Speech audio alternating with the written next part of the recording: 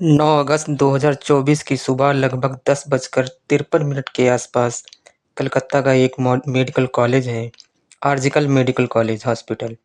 यहाँ से एक व्यक्ति के पास फ़ोन पहुँचता है। फ़ोन करने वाले व्यक्ति ने कहा कि क्या आप लेडी डॉक्टर के पिताजी बात कर रहे हैं? उधर से कहा जाता है, हाँ, मैं बात कर रहा हूँ। बताया जाता है कि जितनी भी जल्दी हो सके आप मेडिकल कॉलेज में आ जाइए, आपकी बेटी की बहुत ज़्यादा तबीयत खराब है। जैसे ही पिता ने ये बात सुनी, पिता को यकीन नहीं हो रहा था कि रात में बात हुई थी, फिर अब अचानक तबीयत कैसे खराब हो सकती है।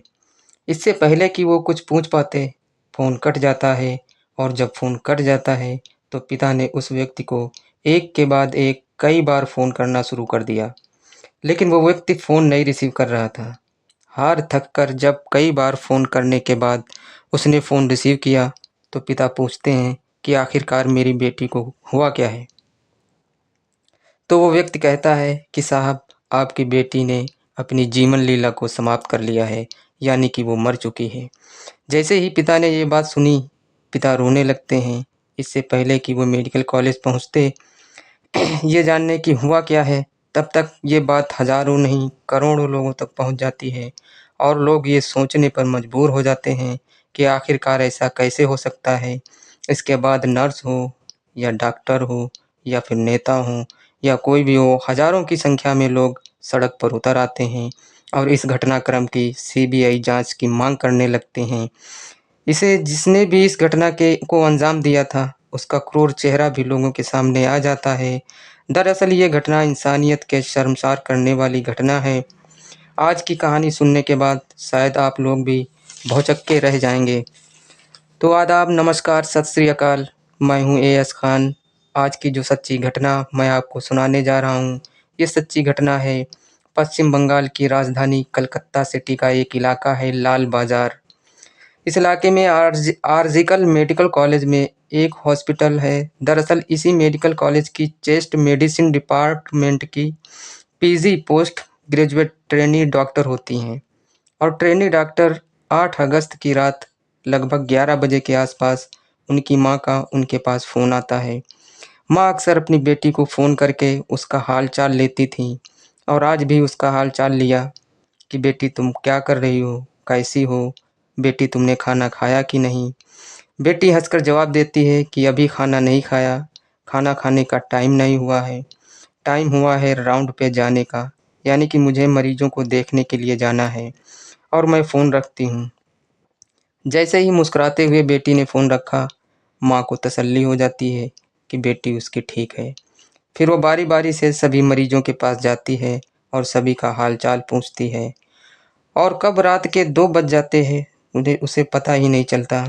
अब टाइम हो रहा था, वो अपने जूनियर से बातचीत करती है कि उन लोगों ने खाना खाया कि नहीं खाया। तो जूनियर कहते हैं कि जी हाँ, अभी तो नहीं खाया, आपके साथ में खाएंगे। अब वो लेडी डॉक्टर अपने जूनियर जो 2 जूनियर होते हैं, उनके साथ बैठकर इत्मीनान से हँसते हुए, मुस्कुराते हुए खाना खाती है।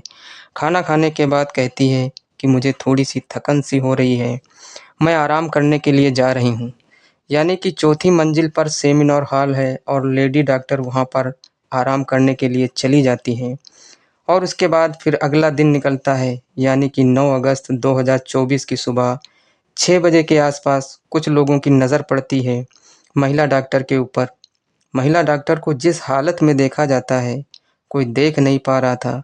दरअसल उनका जो शरीर था, वो अर्धनग्न अवस्था में था। अब सर से लेकर पैर तक ऐसा कोई हिस्सा नहीं था, जहाँ पर चोट के निशान नहीं थे। ऐसा लग रहा था जैसे किसी ने अलग-अलग हिस्सों को बहुत बुरी तरह से काटा है। आँख हो, मुँह हो या प्राइवेट पार्ट हो, वहाँ से ब्लड बह रहा था। साथ ही जो गर्दन है, उनकी गर्दन की हड्डी टूट चुकी है। अब ये बात घरवालों को सूचना दी जाती है, लेकिन दूसरे रूप में दी जाती है कि आपकी बेटी बीमार है। उसके बाद घर वाले परेशान हो जाते हैं। फिर उनको ये बताया जाता है कि तुम्हारी बेटी ने अपनी जीवन लीला को समाप्त कर लिया है, यानी कि वो मर चुकी है। लेकिन घर वालों को यकीन नहीं हो रहा था कि रात जब 11 बजे बातचीत हुई थी, आखिरकार वो बेटी कैसे मर सकती है। अब ये बात हॉस्पिटल के बाद डॉक्टर तक पहुंचती है, नर्स तक पहुंचती है, जैसे जैसे ये बात लोगों तक पहुंच रही थी, लोगों में गुस्सा आने लगता है। उसके बाद डॉक्टर हो या नर्स हो, सब ये धरना प्रदर्शन शुरू कर देते हैं और अब सरकार पर भी उँगलियां उठाई जाती हैं कि इस मामले को दबाने का प्रयास किया जा रहा है, इसकी सीबीआई जांच होनी चाहिए। और फिर पुलिस वालों ने आनन-फानन में घरवालों को बुलाया। पिता ने जब अपनी बेटी को अर्धनग्न अवस्था में देखा, तो वो रो पड़े। रो-रो कर उनका बुरा हाल हो जाता है। बस अब हर किसी की ज़ुबान पर एक ही बात थी कि आखिरकार वो लेडी डॉक्टर जिनका इतना अच्छा स्वभाव था, 31 साल की जिसकी उम्र है, आखिर उनको कौन इस तरह मारेगा? कौन इनका बलात्कार करेगा? कौन इनके शरीर के हर हिस्से को चाकू से काटेगा? कौन है वो दरिंदा? पुलिस ने लाश को कब्जे में लिया और पोस्टमार्टम के लिए भेजा। पोस्टमार्टम के बाद रिपोर्ट आई और रिपोर्ट आने के बाद जब लोगों को पता चलता है, तो लोग लोग इस घटना को देखकर सड़कों पर उतरने लगते हैं कि आखिरकार इस घटना का जितनी जल्दी हो सके खुलासा होना चाहिए। ज़्यादातर लोग फांसी की सज़ा की मांग भी करने लगे हैं। अब जब दबाव बढ़ने लगता है, तो ममता बनर्जी भी कहती हैं कि हाँ, इसे फांसी होनी चाहिए। फिर इस घटना की जांच एसआईटी को सौंप दिया जाता है और जब बारीकी से हर चीज़ को देखा गया, तो एक सामान एसआईटी के हाथ लग जाता है। अब उसके बाद एस सीसीटीवी के कैमरे खंगाले जाते हैं। लोग ऐसे थे जो उस सीसीटीवी कैमरे में जब देखा जाता है, तो उसमें से 5 लोग ऐसे थे जो उस सेमिनार हॉल के इर्द-गिर्द घूमते टहलते देखे जाते हैं।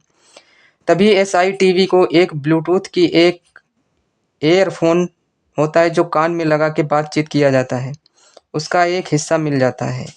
अब ये किसका हो सकता है? इसी की जाँच-पड़ताल करना शुरू कर देते हैं और जो 4-5 लोग सीसीटीवी कैमरे में नज़र आते हैं, उनको बुलाया जाता है और उनसे कहा जाता है कि अपना ब्लूटूथ ऑन कर दीजिए। जैसे ही ब्लूटूथ ऑन किया जाता है, तो वो एक व्यक्ति के मोबाइल से वो ब्लूटूथ कनेक्ट हो जाता है। जैसे ही उससे कनेक्ट होता है, तो पुलिस की नज़रों में कातिल वही वो व्यक्ति होता है, जिसका नाम था संजय राय। दरअसल संजय राय जो होता है, पुलिस कल्याण बोर्ड में सहायक की भूमिका में होता है और ये हॉस्पिटल आया करता था देखभाल करने के लिए। जब पुलिस वालों ने उससे सख्ती से पूछताछ की, तो कुछ बातों को उसने स्वीकार किया और फिर जब उसके मोबाइल को चेक किया जाता है, तो उसमें पोर्न वीडियो मिलती हैं। और फिर जब पुलिस ने इसके घर जाकर इसके परिवार वालों से बातचीत करना शुरू की, तो 55/बी शंभूनाथ पंडित रोड का ये निवासी होता है। अपनी माँ के साथ रह रहा होता है और बहन से इसका झगड़ा था। बहन को इसकी आदतें पसंद नहीं थीं। पता चलता है कि ये व्यक्ति खुद को पुलिस वाला बताता है। ये व्यक्ति दरअसल मोबाइल पर गंदी-गंदी वीडियो देखा करता है। ये किसी भी महिला को, चाहे वो कितनी भी उम्र की हो, उम्र कोई मायने नहीं रखती थी। ये सबको गंदी नज़रों से देखा करता था।